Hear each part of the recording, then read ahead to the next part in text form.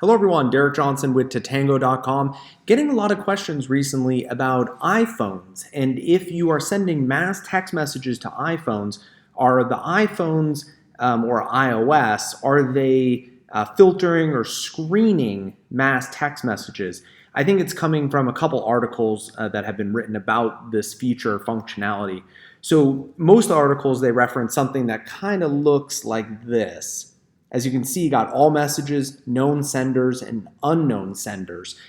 It makes a lot of sense. I would be really concerned about this. Just to be very clear, though, this is a setting within the iOS settings. You have to go, I think, into General, then you got to go into Messaging, then you got to scroll down, and then you got to select that setting. So this is not the default setting. And things I've researched online, it says 95% of people stick with the default. So 95% of your SMS subscribers are just going to get all their messages in one feed.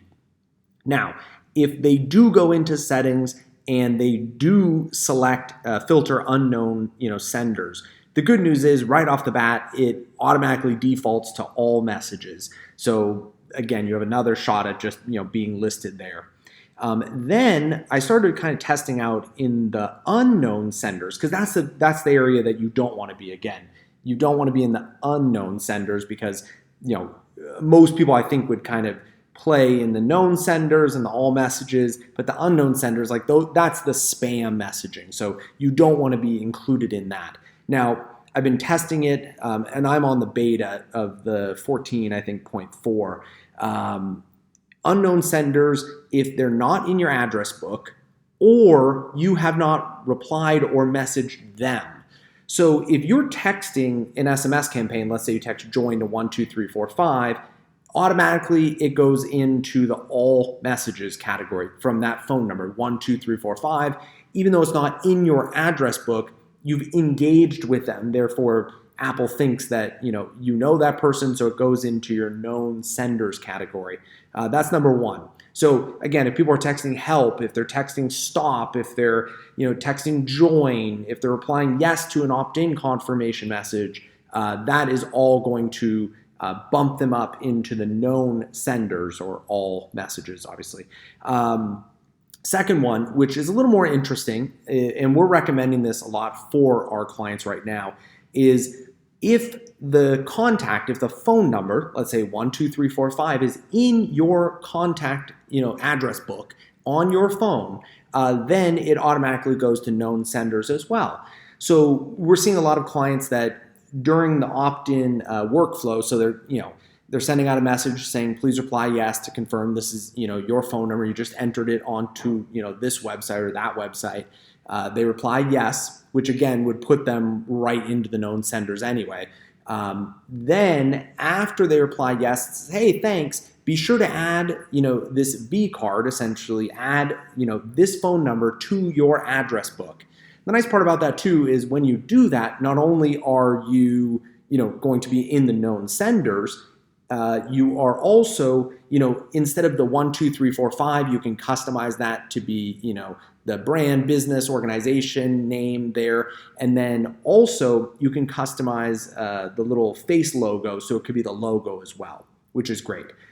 So two different ways here, but I don't see this being an issue. It's not like, Gmail with their, their promotions tab. It just launched and then everybody kind of freaked out, at least marketers did.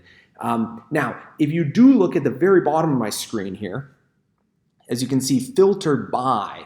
Now, maybe this is what's causing some of the confusion, because that looks a little more like what Gmail did with the promotions tab, as it says right there, promotions, transactions, and junk. This is actually, I installed an app, SMS Filter Plus, onto my phone. Then I had to go into, I think, the settings. Then I had to say filter messages with the SMS Filter Plus app.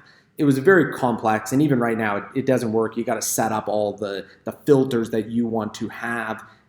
It seems pretty advanced.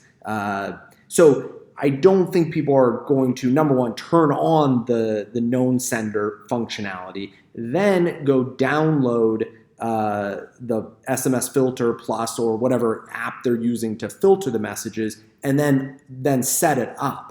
I just don't think people are going to do that. Now, that all being said, I think the future, Apple knows that SMS spam, sucks. No one likes getting it. So I think they're going to start implementing things like, similar to the Gmail promotions tab. So the best way that you can avoid all of this is to do the V card, essentially add or make the consumer add the V card, the address, that phone number, the short code, long code, whatever you're using, to their phone. So in the workflow, definitely remind them, definitely encourage them to add the V card to their phone so that no matter what Apple does, in the future, if they add, a promotions tab, if they filter messages, they're never going to filter people that are in your address book. So it's a good reminder. Anyway, hopefully that helps. But again, I don't think a real big issue right now. But if you're looking out the next few years, definitely get your brand, short code, long code, whatever you're using,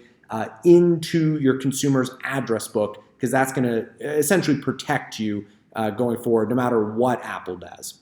Anyway, my name is Derek Johnson with Tatango.com. Drop a comment below if you know of anything that I don't know, but that's all I know at this point about kind of what's going on and what I'm seeing, on the iOS devices in regards to kind of spam SMS filtering.